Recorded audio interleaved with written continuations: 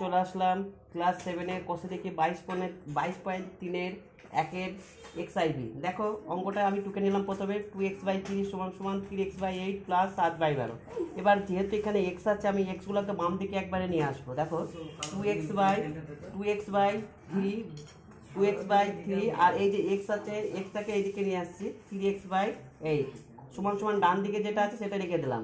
আচ্ছা এবার এই বাম দিকে যেটা আনলাম 3 আর 8 লসাগু করছি 24, তাহলে 3কে 8 দিয়ে ভাগ করলে কত হচ্ছে 8, 16x আর 24কে আবার 3 দিয়ে ভাগ করছি দেখো 9x = কত হচ্ছে 7/12।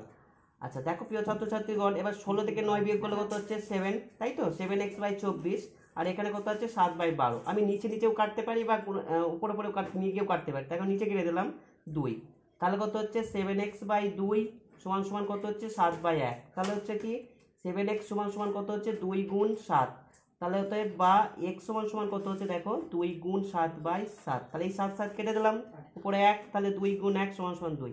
তাহলে আমার কি হচ্ছে অতএব নির্ণয় সমাধান x = 2। আশা করি প্রিয় ছাত্রছাত্রীগণ তোমরা সবাই বুঝতে পেরেছো। পরের দিন আবার নতুন একটা টপিকের অঙ্ক নিয়ে আসবো।